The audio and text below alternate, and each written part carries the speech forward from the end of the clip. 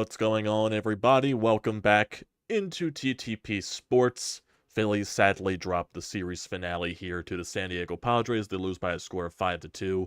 Offense wasn't the best. They kind of set the tone in the beginning of the ball game by not scoring with the bases loaded. That probably really set things up for the Padres starter Waldron, who actually turned out to have a pretty good day at the office, going 7 strong innings and striking out 6. He really fooled a lot of Phillies hitters with that knuckleball, and that was basically it. You let him off the hook. He finds a way to settle into the game, and that's basically it. Ranger Suarez on the other side, I thought he was also good in this game. He goes 6 innings, allows 6 hits, 1 earned run, which was a solo shot. No walks and 4 strikeouts on 94 pitches. His ERA now is at 1.75.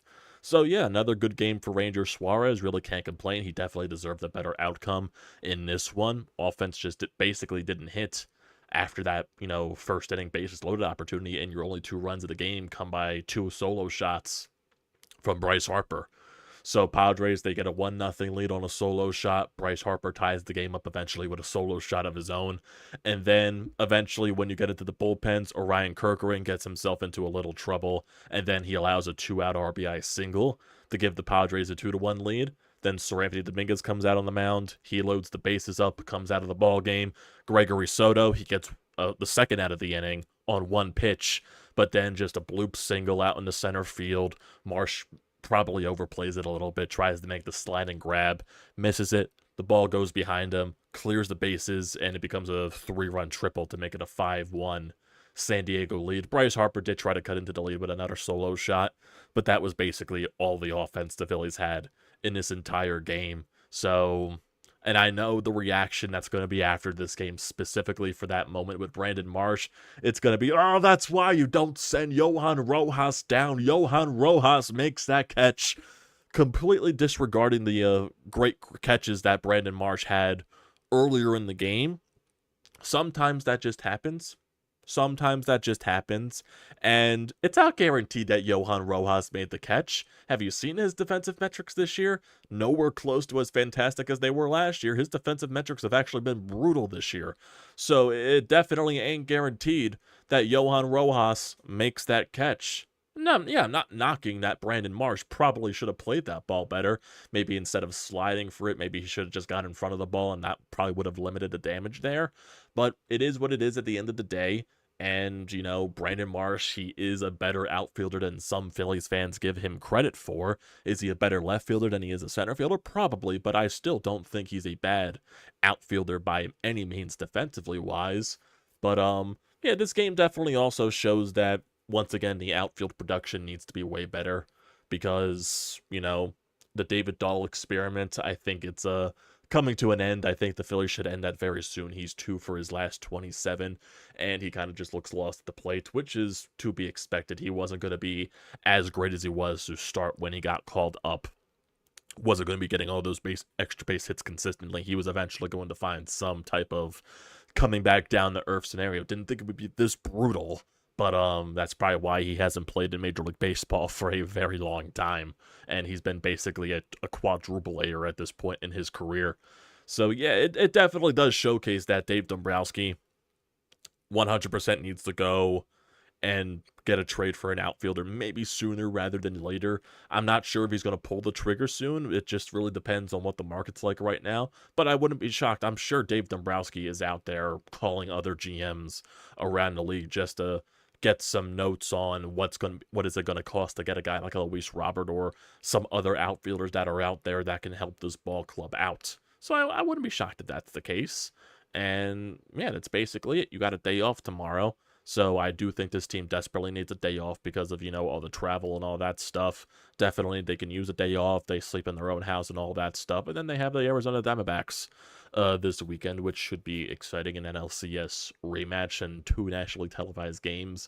The Friday game on Apple Television, I believe Sundays at 11 or something in the morning on Roku. So I am not sure how that's going to work, but we'll see. We'll definitely see. Yeah, besides that, there's really not much else to talk about with this game because it was just basically a dud for a while of it. Both pitchers were just cruising through, And then the Padres just eventually got to the Phillies bullpen, I guess, which, they were eventually, the Padres, they've lost so many games in a row. I guess you can also equate that too. They were just due to win a game at this point. Look, the only thing I care about, big picture, you won a series. That's the most important thing. Win a series after losing 2 straight series on the road. And, find a way to pick yourself back up. You get a series win in your home ballpark, which is nice to have there. Would I have liked to would I have loved to sweep the Padres? Of course. 100%. I would have loved to see the Phillies get a sweep. If they score with the bases loaded in that bottom of the first inning, they probably win this game, in my honest opinion. I don't think the bullpen blows up with that lead. But, yeah, that basically just set the tone for the rest of the game, not being able to score there. If you score in that bottom of the first inning, maybe Waldron doesn't settle in and you find a way to get to him. His knuckleball was definitely throwing off these Phillies hitters, and that was definitely my one concern coming into this game was how was the lineup going to handle a knuckleball, and they didn't handle it pretty well. They definitely could not see it. They definitely struggled against it, and Waldron threw it a lot. That definitely is one of his primary pitches, but like I said, at the end of the day, it is what it is. I'm not going to kill this team for losing one game in a series that they won. So that's basically it there. But it does suck because I believe the Atlanta Braves, they swept the Detroit Tigers. So they are now, I believe, 7 games behind you in the NL East. So they're slowly creeping up. They're slowly starting to play a little bit better baseball. But they are playing, lesser teams. So, Braves playing, teams that are below 500. They're actually winning games now. Blah, blah, blah, blah, blah. It correlates there. So, it happens. It happens. They're 6-4 in their last 10. You're 4-6 in your last 10. So they're finding a way to wake it up a little bit. But who are the Braves playing after Detroit? They're playing the Yankees. That's gonna be a very tough series for Atlanta. Who are they playing? So they're playing the Yankees. They're playing St. Louis. They're playing a makeup game against the White Sox. Then they're playing Pittsburgh. Then they're playing San Fran. Then they're playing the Phillies. Then they go out for 4 games against Arizona. Then they play 3 games to close out the first half against San Diego. So, yeah, that definitely is going to be a very tough series. They're playing in Yankee Stadium as well, so that definitely is going to be very tough for them.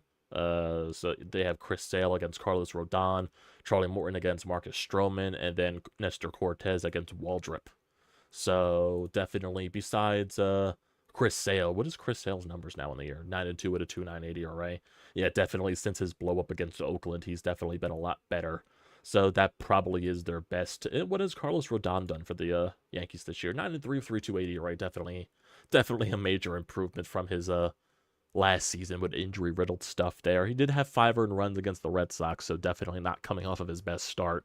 But that still is going to be a very tough game for a tough series for the Atlanta Braves.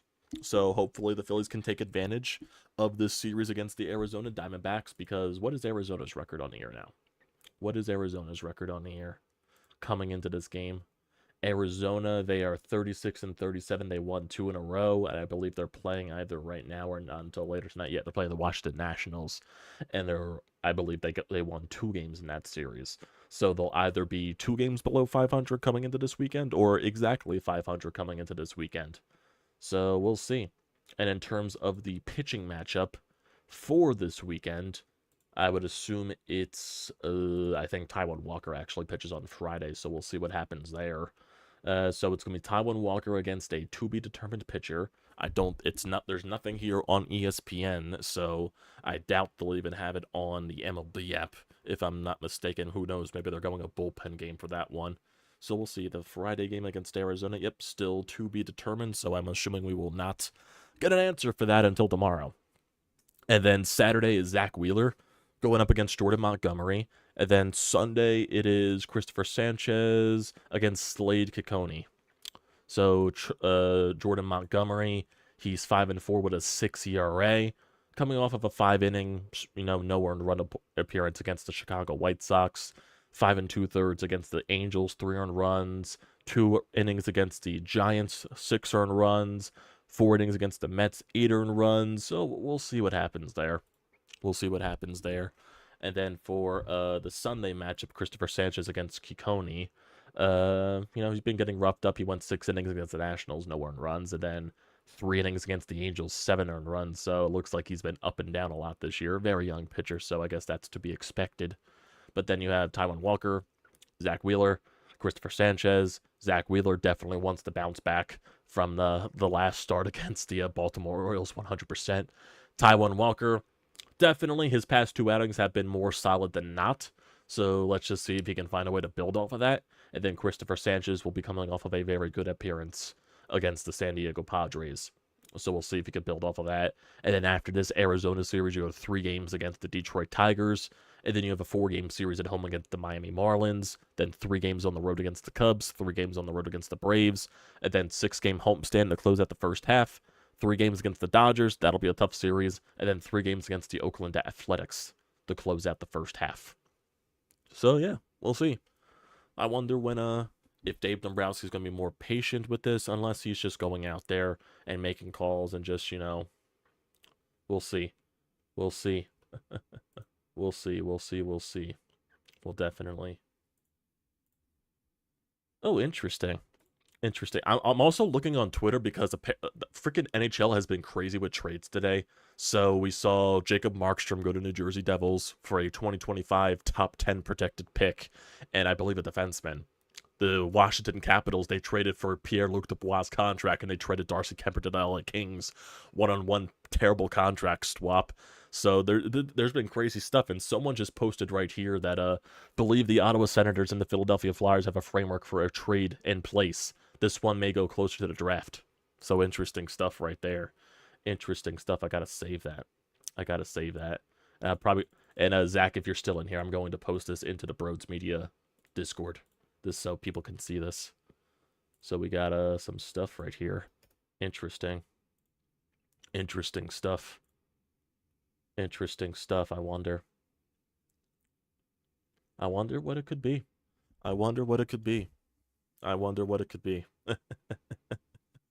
Interesting stuff here.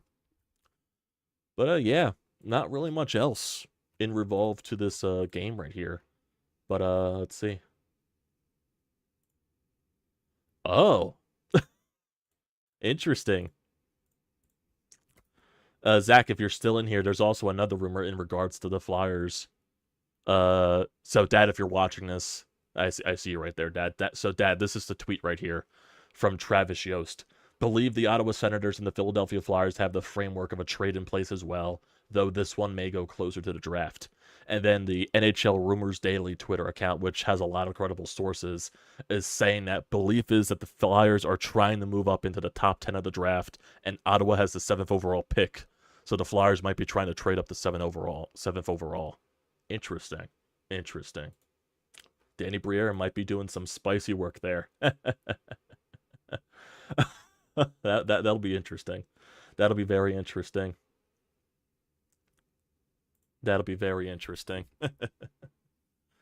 But yeah, bringing G back. No, I don't think Danny Briere and Keith Jones are bringing Claude Giroux back.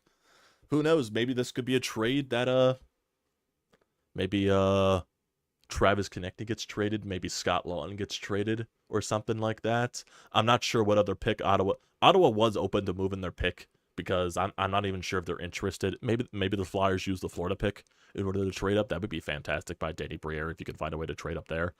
I know Jacob Chikrin has been very involved in talks with the Flyers as well, like, rumors back then. I don't know why this is turning to a Flyers talk right here. But like I said, there's really not much going on with the Phillies game today. It was just that much of a dud. It'd be that much of a dud.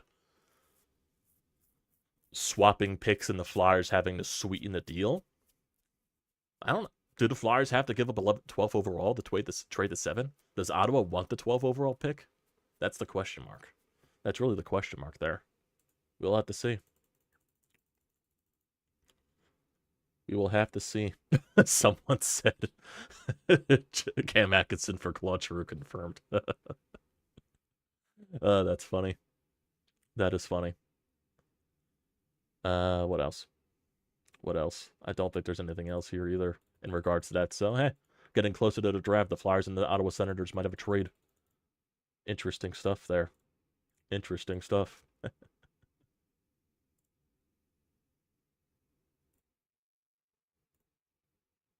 I wonder what they would be trading up for, though. I wonder if Keith Jones really wants Dickinson. That Dickinson defenseman from London. I really think if he falls that far, I think Keith Jones wants him. Keith Jones will stop at nothing to get Dickinson. I just saw that tweet. But yeah, there's really nothing in regards to else with this game. Like I said, this game was basically a dud. This Phillies game was basically a dud today. So all you could do is have the day off tomorrow and bounce back against Arizona. We do have a call here, so we might as well get to this. This is from Zack. So Zack has been the one leaving those calls lately. So thank you for leaving your name, Zack. But let's get to it. What do you got, Zack? What's going on, Amadeo? Oh, this is Zack, by the way. I know you wanted to specify who this was, so yeah. Tough game for the lineup today, except, of course, Bryce with the 2 home runs. And it sucks because Ranger gave you a really good outing today. Just couldn't get him any runs, really. The bullpen was shaky with Kurt Green. You know, that sweeper just didn't want to finish, really. He couldn't get guys on the last strike. So Anthony let some runners on, and, you know, Soto gave up that triple that Marsh laid out for. And once it was 5-1, you figured, that's your ball game. Yeah. So tough, but, you know, it's hard to sweep a season series regardless who the team is. So we got Arizona coming up, and I need a sweep, man. I need payback. What they did to us last year. So go Phils. Peace. Yeah, I would love to sweep Arizona for payback for last year. Winning series is all that's most important at the end of the day. Yeah, basically when the triple happened, you knew that game was basically over at that point. It's you know, what else is going to happen at the end of the day? What else is going to happen? You know what I mean? But you know, sometimes it just happens. It just happens. So yeah, not much going else with this game. Very meh, very blah type of game. Nothing really much happened Phillies perspective wise. But if you're a Flyers fan, pay attention to Twitter. So because we're getting some interesting Flyers stuff here between them and the Ottawa Senators, possibly trying to trade up to the 7th overall pick in the NHL draft. So yeah, looks like a lot of teams are starting to gear up for trades. I wonder if that Markstrom trade finally like awoke the market for teams to, because maybe some teams were afraid to make that first trade. Now I wonder if that trade just happened. Now it's you know, teams aren't afraid anymore to make trade. They're just like, oh, the the well doors opened at the end of the day for this. So we'll see. We'll see. We'll see. So yeah, that'll do it for today, everybody.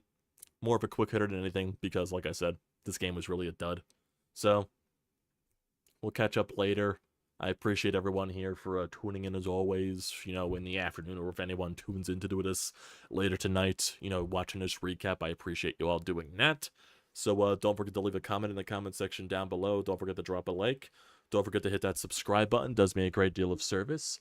And don't forget to use the code TTPSPORTS, $20 off your first purchase at SeatGeek. Great deal. Do not pass it up. Thanks, guys, for tuning in. I'll see you next time.